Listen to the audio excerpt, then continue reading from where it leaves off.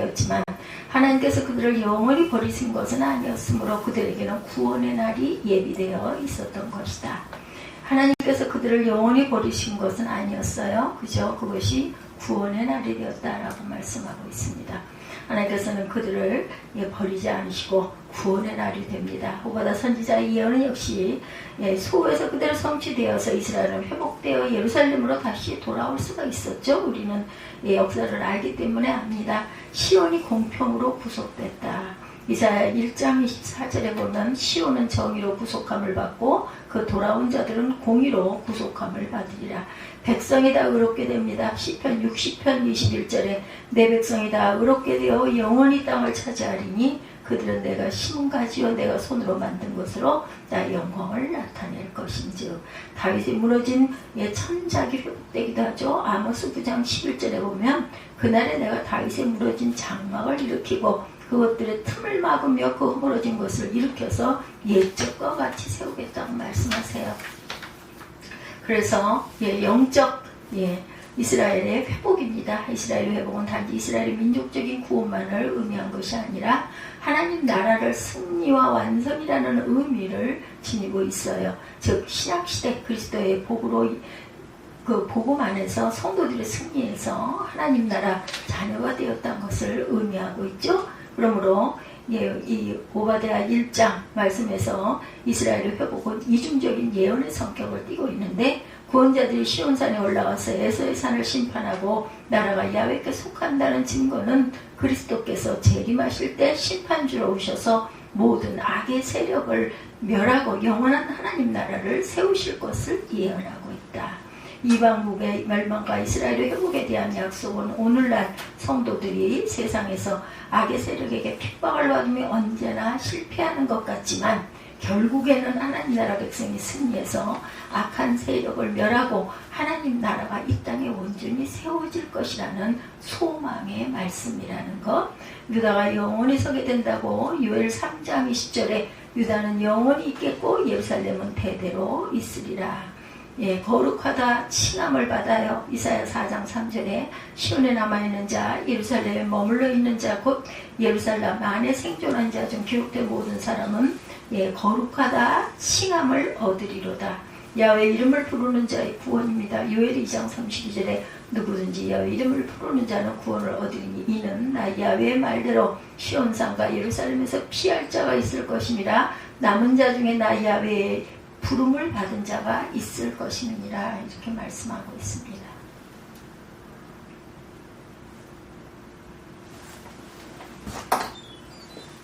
성도는 그리스도 안에서 이미 영적인 승리와 회복을 체험한 존재이지만 그리스도의 재림 때의 모든 것의 완성을 체험하게 된다. 성도는 그날의 승리를 고대하며 현재의 고난을 인내로 극복해야 한다. 말씀을 믿고 끝까지 믿음을 지키는 자가 최후의 승리를 얻게 되는 거죠. 그래서 참 오래 참는 거 아주 중요합니다. 좀 오래됐어요. 20년, 24년, 4, 5년 됐습니다. 1998년도 세계적인 영화상 아카데미에서 작품상과 감독상을 비롯한 11개 부분이 상을 휩쓴 영화가 있었죠. 누구나 한 번쯤은 들어보았을 법한 타이타닉 영화, 저도 봤습니다. 이 영화는 실제로 있었던 사건을 배경으로 만들었죠. 지금으로부터 약 100년 전 1912년에 영국은 거대한 배 한 척을 만듭니다. 영국 배예요. 선체 길이가 259m나 되는 46,300개 톤의 거대한 초호화 여객선이죠. 그 배는 영국이 해양제국이라는 명예를 걸고 자기들의 영광을 세계 만방에 자랑하기 위해서 만들어졌다고 그러죠. 그 거대한 여객선의 이름이 그리스 신화에 나오는 거신족 타이탄의 이름을 따서 타이타닉이다 이렇게 지었다고 합니다.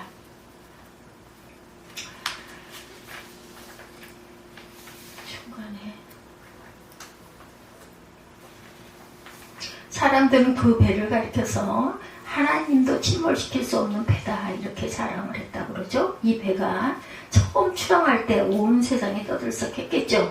영국을 출발한 타이타닉은 대서양을 건너 미국 뉴욕을 목표로 거대한 항해를 시작합니다. 첫 항해 때 급에 탔던 사람만 2340명이나 되었고, 그러니까 20한 4, 5년 전이었으니 얼마나 대단했겠어요. 뭐 지금만 해도 그래도 큰 배인데, 요즘에는 그 세계 여행하는 거를 배 안에서 먹고 자고 숙식을 하면서 그렇게 해서 항해를 하는 그런 배들이 뭐 이렇게 크지 않을까. 규모도 대단하겠죠. 그래서 첫 항에서 한 가지 최고가 되고 싶었다고 그래요. 속도. 그래서 타이타닉은 전선적으로 속력으로 대서양을 가로질렀다고 그러죠.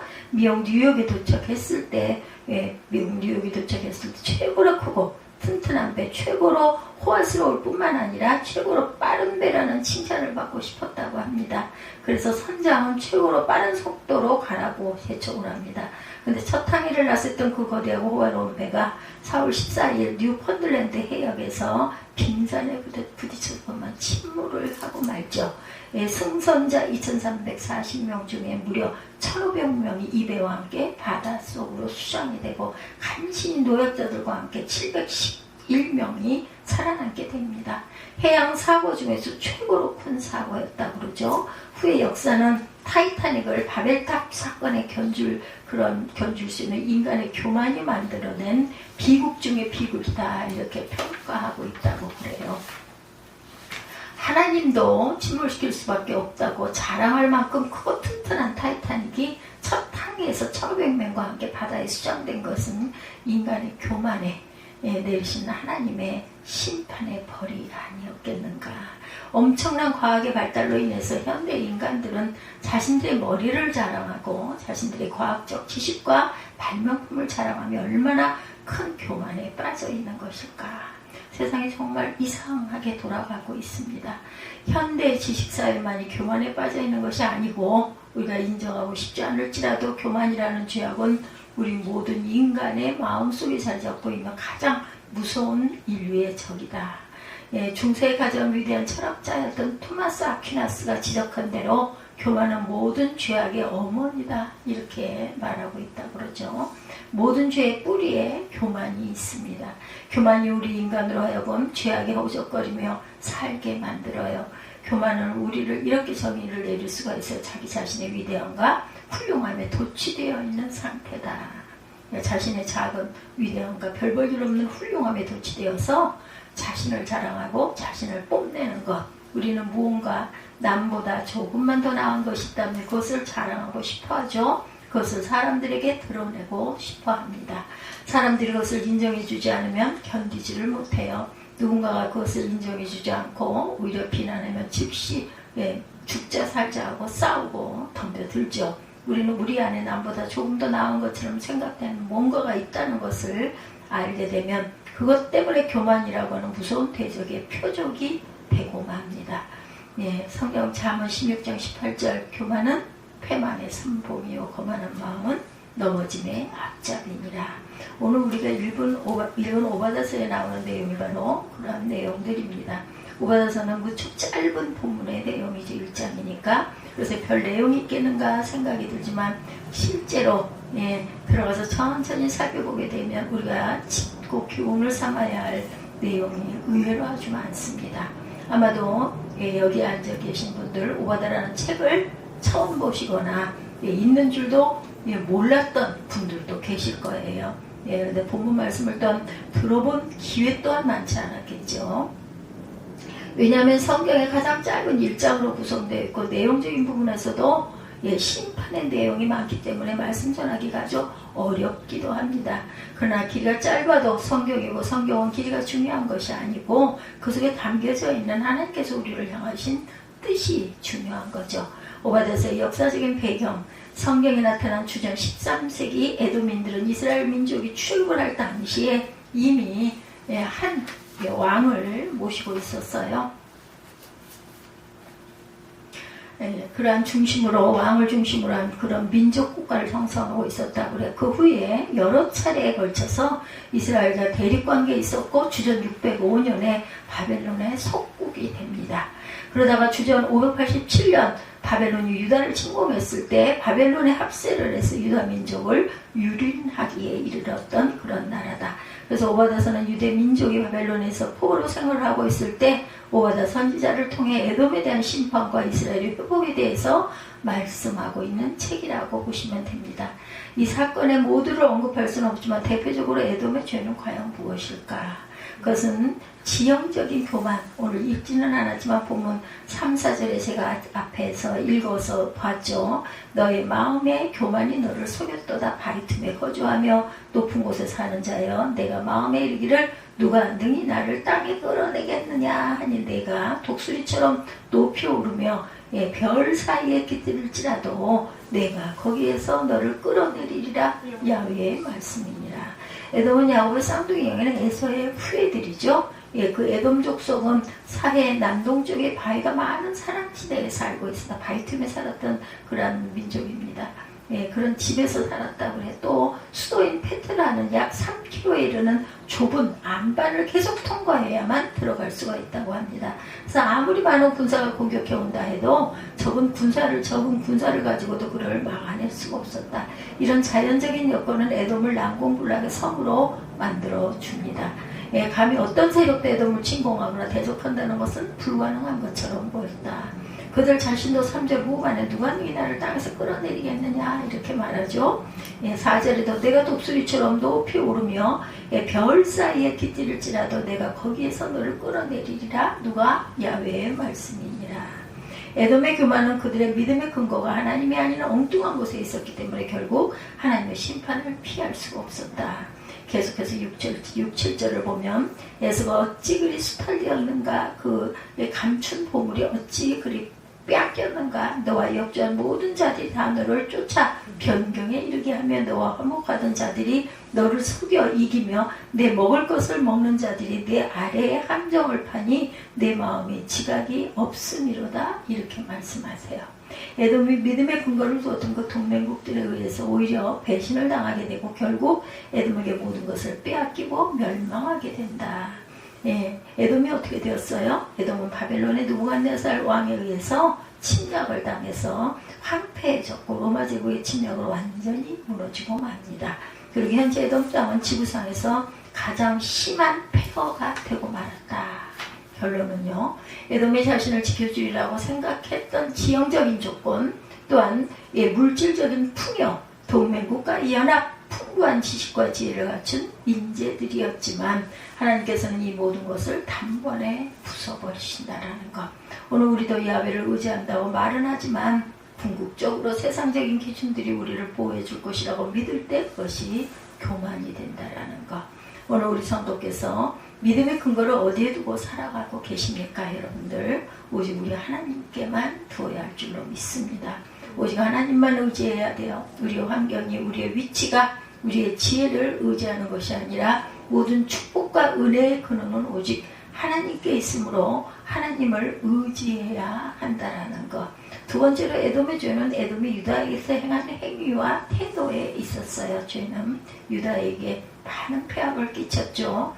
보면 11절부터 14절까지 몇 가지 반복되는 비슷한 구절들을 사용하므로 에돔이 이스라엘에게 행한 포악한 행동들이 묘사되고 있어요. 보죠. 8절까지 보라 주 야훼의 눈이 범죄한 오바다. 8절.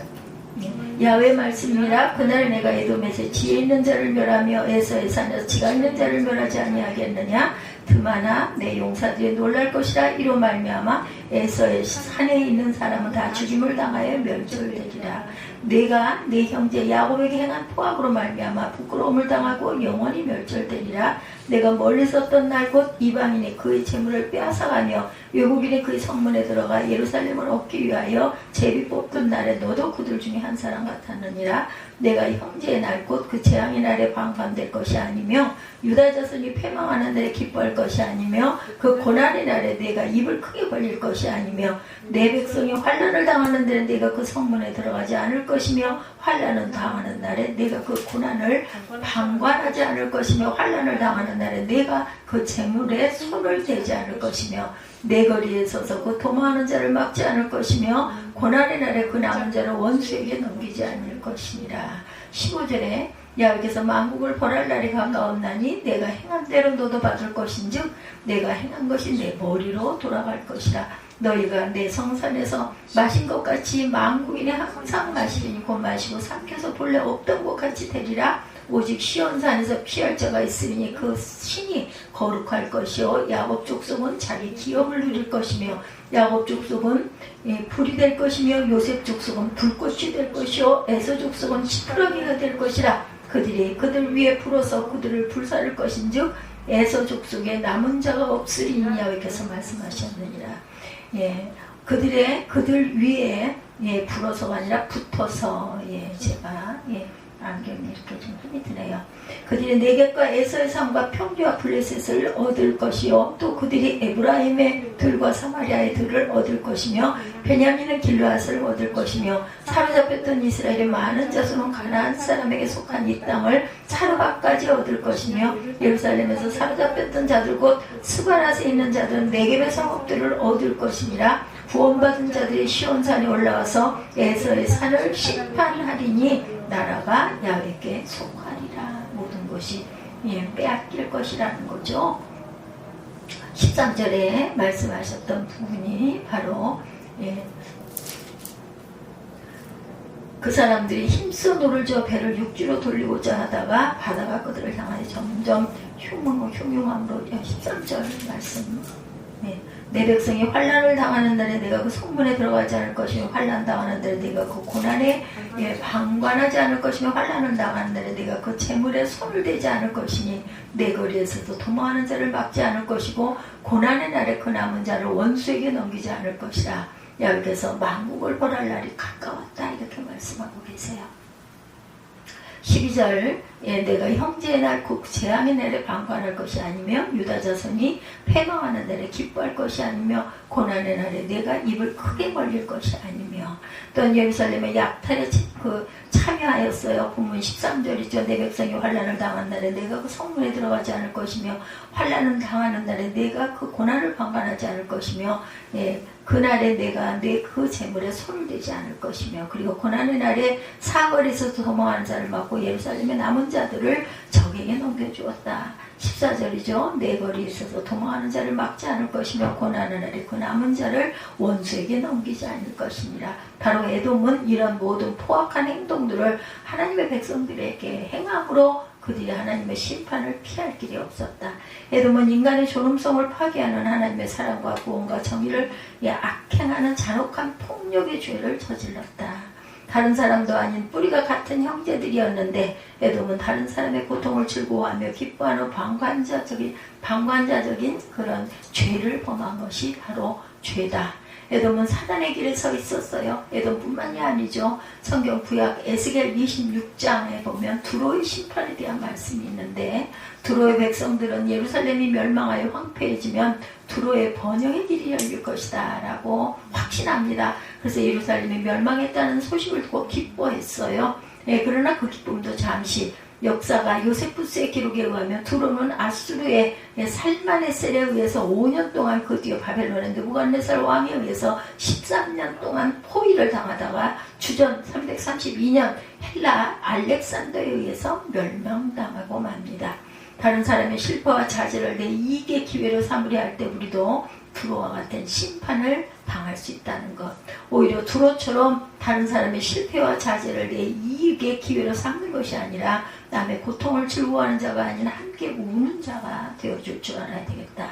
우리 주변에 너무나 많은 고통을 당하는 이웃들이 많아요. 그렇죠? 잘못된 사회 제도들과 관습과 관념으로 피해를 당하는 그러한 사람들도 있고 어린아이들, 고아들, 환우들, 여인들, 경제적으로 어려움을 당하는 사람들 그리고 또한 도움의 손길과 위로의 말을 필요로 하는 우리의 가까운 이웃 형제들이 바로 그 사람들이다. 나보다 약한 자를 뭐 다른 거 없더라도 말로라도 눈빛으로라도 돕는 그러한 믿음들 그러한 사람들이 있어야 할 줄로 믿습니다. 누가복음 10장에 선한 사마리아인의 비유를 책망하신 사회적으로 존경받던 제사장과 레위인들 강도를 만난 이웃을 외면하고 지나갔지만 가난하고 천시받던 사마리아인이 그 이웃을 도왔다는 내용이 있지요.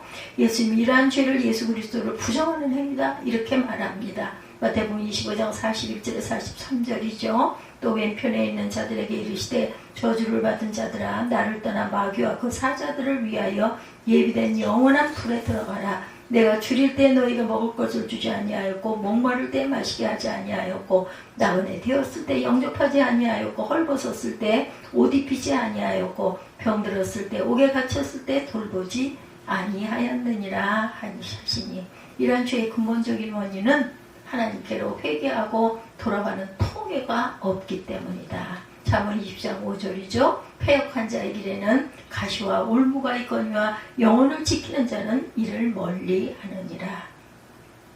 진리의 말씀을 우리가 항상 입술로 읊조리지만 말고 그것을 생각하고 행할 줄 아는, 내가 할 수 있는 일 중에서 가장 작은 일이라도 항상 할 수 있는 그런 마음밭들이 되어야 되겠다. 에돔은 그 형제부인 유다가 노력을 당할 때 그들의 고통을 모른 척 했을 뿐만 아니라 그들의 고통을 즐거워하고 그들 전신의 이익을 위해서 이를 이용하는 죄를 범하였다는 것이죠.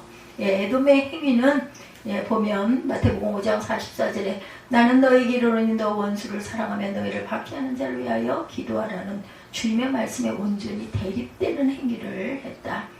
원수도 공궁에 빠지면 도와야 한다는 삶의 도리가 하나님의 지혜이며 하나님의 사랑인 것을 우리가 알아야 되겠다. 그런데 에돔은 오히려 형제 유다의 고통을 보고 좋아하고 즐거워하고 그들의 고통을 가중시킨 죄를 지었다. 인류의 역사 중 가장 큰 불행으로 남아있는 히틀러의 만행과 관련해서 늘 궁금하게 여겨지던 것, 어떻게 그런 일이 가능했을까 하는 것과 그런 일이 벌어지고 있을 때 당시에 독일인들은 무슨 일이 벌어지고 있는지를 정말로 몰랐을까 하는 것입니다. 히틀러의 만행에 대해서 여러 가지 의견들이 있다고 그러죠. 실패한 그 화가이고 실패한 건축가였던 히틀러가 유대인들에게 분노와 좌절로 인한 질투심을 쏟아부은 것이다 이렇게 말한다고 하네요. 화가이기도 하고 실패한 건축가였다고 그러죠. 이 히틀러가 가지고 있었던 전 인류에 대한 증오심을 유대인들을 통해서 쏟아내었다라는 거예요. 1차 세계대전의 패배에서 비롯한 정치 지도자들에 대한 독일 국민들의 분노, 적대감을 히틀러가 교묘하게 유대인들에게 돌렸다 이렇게 이야기하고 있습니다. 그러나 엄청난 역사적 범죄에 대한 책임을 한 개인에게 전가하는 것은 올바른 태도도 아니다. 그렇다면 독일 국민들은 히틀러가 벌이고 있는 만행을 정말 몰랐단 말인가. 당시 나치는 국민들에게 극도의 공포감을 조성하고 있었고 또한 대량 학살과 관련한 그러한 비밀을 유지하기 위해서 여러 방책을 강구했기 때문에 독일인들은 수용소가 존재하는 것 외에는 알고 있는 것이 없었을 거다 이렇게 우리가 이해하고 있는데 그러나 꼭 그런 것만은 아니었다라는 거죠. 독일 내 수용소 중에 하나였던 부헨발트의 생존자로 나중에 뮌헨 대학 정치학과 교수가 된 오이겐 코건에 따르면 상황이 매우 심각하다는 것을 계략적으로 알고 있는 판사, 경찰, 변호사, 성직자, 사회복지사의 수가 수천을 헤아렸다 이렇게 증거하고 있다고 합니다. 독일의 많은 대기업이 포로를 노예처럼 부리고 있었다고 그러네요. 많은 대학의 교수들이 유대인 학살의 주범이 힘을 나가 만든 의학연구소와 협동연구를 했고 국가소속 의사와 개인병원 의사들이 전문적인 살인자들과 협력을 했다. 많은 군인들도 곳곳에 얼마나 잔혹한 일들이 벌어지고 있는지를 정확히 알고 있었다. 이 일과 관련해서 아우슈비츠의 생존자인 프라모 레바의 지적이 아프게 다가옵니다. 대부분의 독일인들은 알고 싶지 않았기 때문에 알지 못했다 이렇게 말하고 있다고 그래요. 히틀러 치하의 독일에는 특별한 불문율이 널리 퍼져 있었는데 아는 사람은 말하지 않고 모르는 사람은 질문하지 않으며 질문한 사람에게 대답하지 않는다는 것이었다고 그러네요. 이런 식으로 독일인들은 자신들의 무지를 획득하고 방어했다라는 거예요. 그런 무지가 나치즘에 동조하는 자신에 대한 흥분한 변명이 되어지고 있고 그들은 입과 눈과 귀를 담은 채 자신들이 아무것도 모른다는 환상을 만들어갖고 그렇게 해서 자신은 자기 집안에서 벌어지고 있는 일을 공범자가 아니다 이렇게 생각을 했다고 해요. 프리모 레비는 이렇게 결론을 내립니다. 나는 바로 그런 고의적인 태만함 때문에 그들이 유죄라고 생각한다. 직접 죄를 지어서만이 아니라 나는 모른다는 고의적인 태만함으로 더 큰 죄를 동조할 수 있다는 것이 그의 지적이었다고 그래요. 나만 편하고 안전하면 그만이라는 고의적인 태만과 무관심과 방관이 더 큰 죄를 지은 것이라는 것을 깊이 명심하지 않으면 어느 날 문득 그 죄의 결과가 우리를 덮치게 될지도 모른다. 그럼에도 불구하고 에돔은 그의 형제 부인 유다가 노력을 당할 때 그들의 고통을 모른 척 했을 뿐만 아니라 그들의 고통을 즐거워했고 방관했다.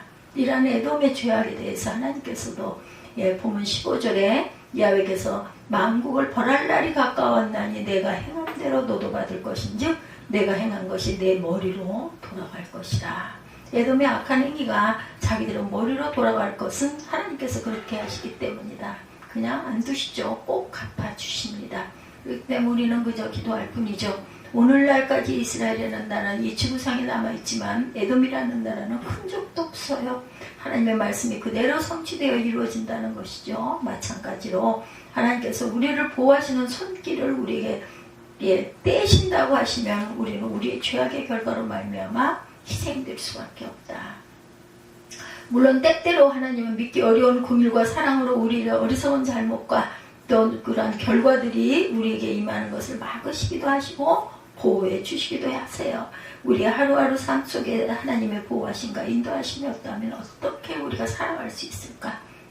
그러므로 우리가 하나님을 사랑하듯 이웃을 사랑함으로 하나님의 사랑과 구원의 뜻을 드러내는 저와 여러분들이 되시기를 주님의 이름으로 축복합니다. 17절 이하 하나님께서 택하신 하나님의 백성들이 누리는 은혜를 선포하고 있어요.